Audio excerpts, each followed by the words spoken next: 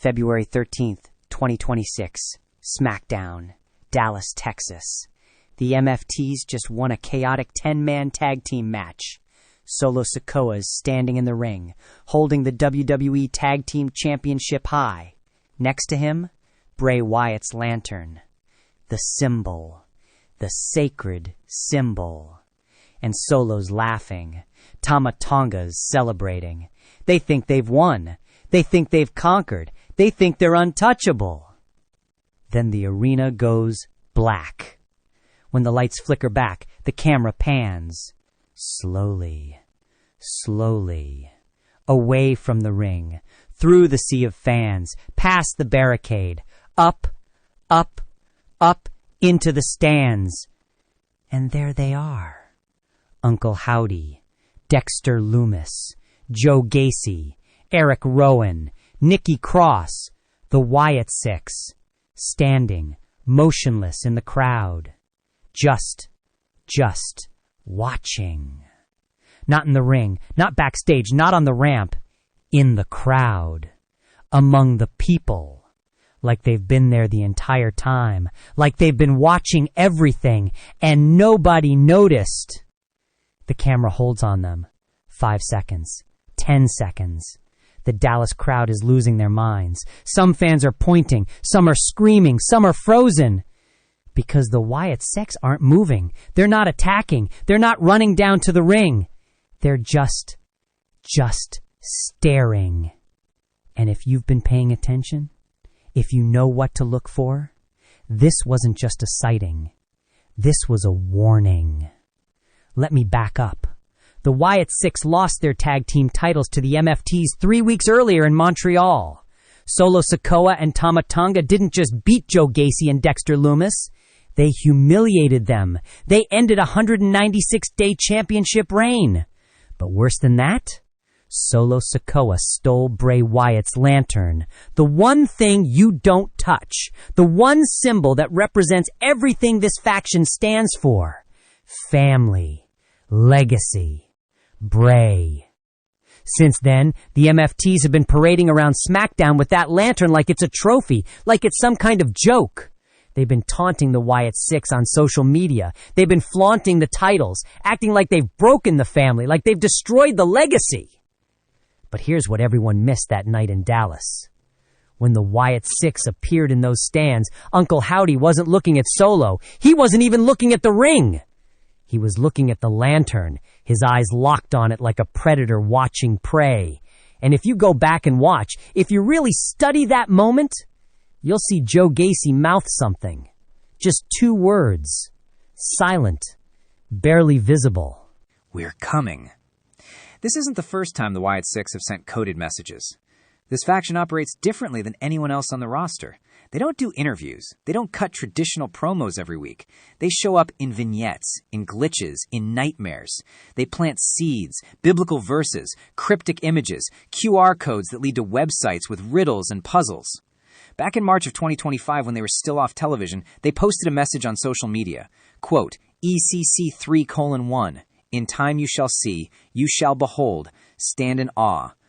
Gallat 6:9. We see you. Remember who you are. Remember what you know. Those are Bible verses. Ecclesiastes 3:1. To everything there is a season and a time to every purpose under heaven. Galatians 6:9. And let us not be weary in well-doing, for in due season we shall reap if we faint not. Translation? Patience. Timing. Revenge. The Wyatt Sicks have been playing the long game since they debuted in June of 2024. They're not like other factions. They don't chase championships just to have gold. Everything they do has purpose. Everything has meaning. When they won those tag titles last July, it wasn't about being champions. It was about proving that Bray's legacy was live, that his vision was real. And when Solo Sikoa took that lantern, he didn't just steal a prop. He declared war. Here's what makes this so dangerous. Solo Sikoa isn't just some random heel. He's the leader of the MFTs, the new bloodline. He's been on a warpath since he took control of the faction. He's ruthless, calculated, and he knows exactly what he's doing. Taking that lantern wasn't an accident. It was strategic. He wanted to provoke them. He wanted to get inside their heads. But Solo made one critical mistake. He assumed the Wyatt Sicks would respond like everyone else, with anger, with a challenge, with a match. That's not how they work. Think about what we saw in Dallas. They didn't storm the ring. They didn't attack. They appeared in the crowd among the people, where Solo couldn't see them, where he couldn't prepare, where he couldn't defend. That's psychological warfare. That's a message that says, we can be anywhere. We can be anyone. You'll never see us coming. And if you look at the history of the Wyatt family, going all the way back to Bray himself, this is exactly how they operate. Bray Wyatt was a master of mind games, the Firefly Funhouse, the Fiend. He didn't just beat you in the ring, he got inside your head. He made you question reality. He made you afraid. Uncle Howdy is Bray's brother, Bo Dallas, and he's carrying that torch. Every vignette the Wyatt Sicks have done has been layered with symbolism, hidden messages, references to Bray's past work. The VHS tapes they released showed each member's backstory, their pain, their transformation. This isn't just a faction. It's a family bound by trauma and purpose. And here's why you need to be paying attention. Here's why this matters. We're heading toward Elimination Chamber. WrestleMania season is beginning. The biggest matches of the year are being set up.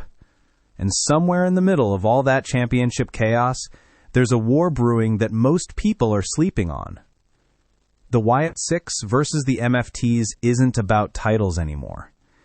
It's about legacy. It's about family. And it's about to get dark. Look at the clues. 2 weeks before Dallas, the MFTs found a cartoon of Solo taped to their locker room door. Then the screen glitched. The Wyatt Sicks logo appeared. That's not random. That's stalking. They're in the building, in the locker rooms, in Solo's head. Joe Gacy posted in social media after they were left off the Royal Rumble, quote, "Do any of you really know me?" That's not self-pity. That's a threat. It's a reminder that this faction operates in shadows. You think you know them? You don't. Nikki Cross posted a cryptic message back in April. It's a dangerous thing to mistake speaking without thought for speaking the truth. Musings from the sick. Everything they say is calculated, everything they do is planned, and everyone who's dismissed them, everyone who's laughed at them, everyone who's underestimated them is about to learn a very painful lesson. Look, I get it. The Wyatt Sicks have had a rocky year. They've been off TV for months at a time. Bo Dallas got injured. Their booking has been inconsistent. Some crowds have even booed them. At SummerSlam last year, they retained the titles in a brutal TLC match and got booed out of the building, not because the match was bad, because the crowd just wasn't connecting with them.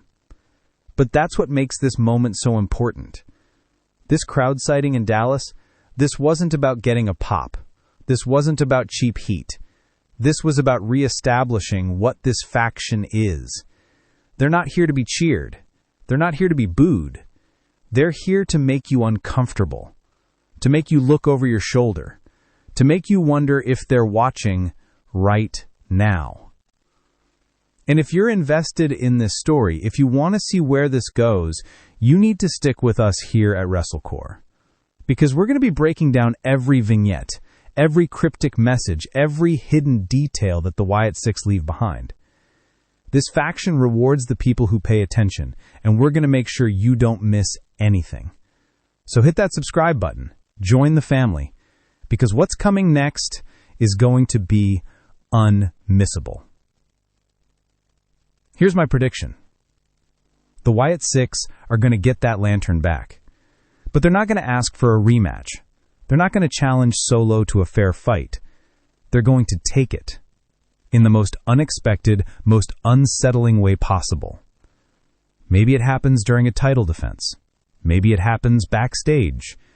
Maybe it happens in the middle of Solo's biggest moment. But when it happens, it's going to be violent. It's going to be personal. And it's going to remind everyone why Bray Wyatt's legacy is something you don't disrespect. That crowd sighting wasn't just a cool moment. It was a promise. The Wyatt Sicks are watching. They're waiting. And when they strike, Solo Sikoa and the MFTs are going to wish they never touched that lantern. Remember, in Bray's world, in their world, the monsters don't live under the bed. They live in the crowd. They live in the shadows. They live everywhere. You've been warned. They've been warned. And if you missed it that night in Dallas,